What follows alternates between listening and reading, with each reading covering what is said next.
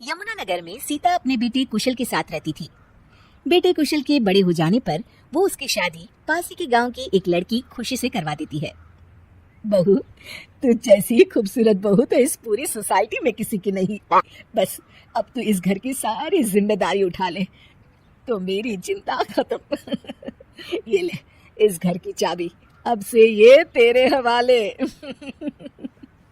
माँ जी, आप चिंता मत कीजिए, मैं इस घर का पूरा ध्यान रखूंगी। देखिएगा, आपको शिकायत करने का भी कोई मौका नहीं मिलेगा। मैं आपके लिए गाजर का हलवा बना कर लाती हूँ।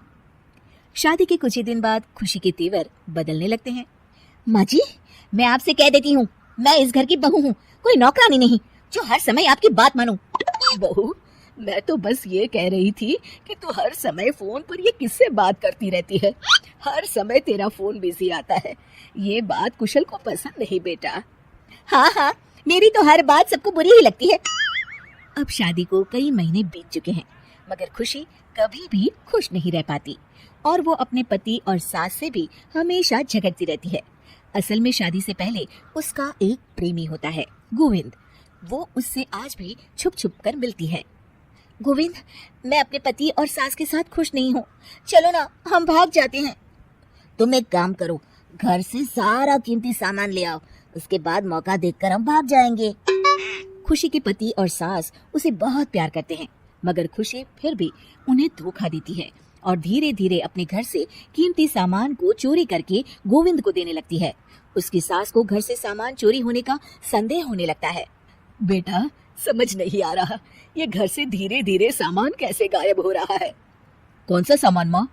अरे वो चांदी के बर्तन जो मैंने बनवाए थे वो दिख नहीं रहे। यही कहीं होंगे माँ, आपकी बहू ढूंढ देगी। कितने बेवकूफ हैं ये माँ बेटे, इनका सारा सामान मैं गायब कर दूंगी और इनको पता भी नहीं चलने दूंगी। और इस तरह से धीरे धीरे खुशी घर का सारा कीमती सामान चोरी करके गोविंद के पास रखवा देती है और कुछ महीनों बाद उनके पास बहुत कीमती सामान इकट्ठा हो जाता है और दोनों भागने की योजना बनाते हैं। खुशी, आज रात को आधी रात होते ही तुम अपने घर से भाग कर आ जाना। मैं गांव के पुराने बस स्टैंड पर तुम्हारा इंतजार करूंगा। ठीक है।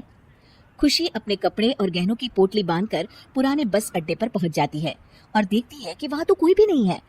खुशी कुछ घंटे वहीं खड़ी रहती है और फिर गोविंद के कमरे पर जाती है। वहाँ पर भी बड़ा सा ताला लगा होता है। हे भगवान, कहीं गोविंद मुझे धोखा देकर भाग तो नहीं गया। अब मैं क्या करूंगी? खुशी फूट फूट के रो रही होती है। तभी पीछे से उसका पति सारे गहनों की पोटली लेकर आ जाता है। आप यहाँ? हाँ, मैंने गोविंद को गांव छोड़ने से पहले पकड़ लिया था और ये सारे गहने भी उससे ले लिए। आपको सब पता था कि मैं आपको और माँ जी को धोखा दे रही थी। हाँ, मगर मुझे ये भी पता था कि गोविंद अच्छा इंसान नहीं है।